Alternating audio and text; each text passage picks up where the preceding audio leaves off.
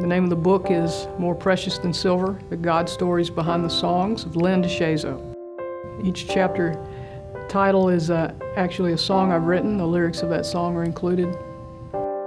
Every song has some kind of story behind it, but not every story is substantial enough, I felt like, to take up a chapter in a book.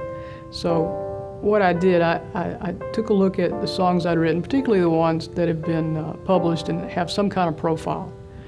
And then I thought about the story behind that song in terms of myself as the writer, my involvement, what was going on in my life, and in some cases, maybe not even the direct story to that song, but a major influence that fed that idea or helped that song become what it was. And so I found a sort of a short list of about, ended up being 13 songs, starting with my earliest successes. And just to let people know, my hand is still at the work. The last chapter is one of my more recent songs, titled Mercy's Sacrifice. In fact, I haven't even cut the song yet, but I love it and enjoy doing it.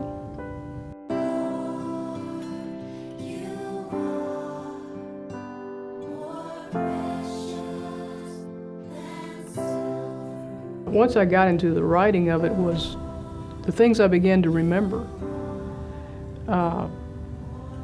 Details, and it made me think about where I was and what I was doing. Some of the story is attached to some painful places in my life, and just in the sitting down and thinking it through and writing it through, going back far enough to try to create a picture of the person who wrote the song maybe years later even. That was pretty cathartic. I don't know that I should have been surprised by that, but I was a little bit too. It was like therapy.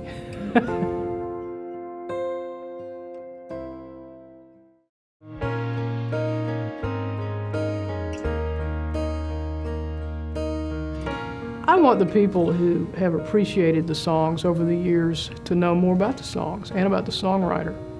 I want them to be able to have some background and maybe a further appreciation of why the song has become meaningful to them.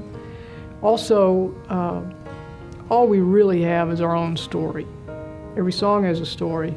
Songwriters have stories too, so I wanted to tell that. I wanted to give testimony to what God has done in my life. And that's why they're the God stories, because if it weren't for the salvation of Jesus Christ, if it weren't for the moving of the Holy Spirit in my life, if it weren't for God, there'd be no stories. There'd be nothing to tell. There'd be no song, because He's the author of even that. That's an interesting facet of being a songwriter, is that sometimes a worship leader, an artist, will take a song and use it, and they'll have all kind of experiences with your song that you don't hear about unless you just happen to be privy to that information somehow. So that's kind of the neat thing about it, is a song will develop its own life and ministry and become meaningful to people you'll never see or meet because someone else carried it to them. And I talk about this in the book a little bit. There's a worship leader named Paul Wilbur. He's a Jewish man. He's a believer in Jesus, so he ministers all kinds of places, but a lot of messianic circles. That would be the flavor of his music. Well, he recorded a song of mine called In Your Presence, O God, and still uses it, he said, about 75% of the time in his ministry. And he first recorded it in '95 on a project for Integrity Music called Shalom Jerusalem. And Paul told me that a recurring testimony that he hears is from women who have suffered from infertility. And that song has been so powerful to minister to them. And that's a story that I would have had no knowledge of had Paul not thought to tell me. So that's a blessing. Things like that go on. That's the power of a song.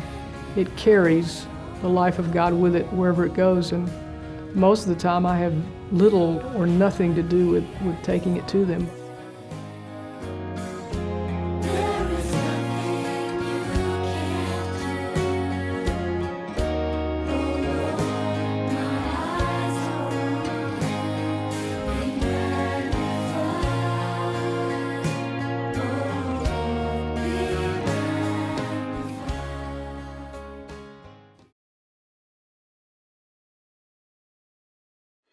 you.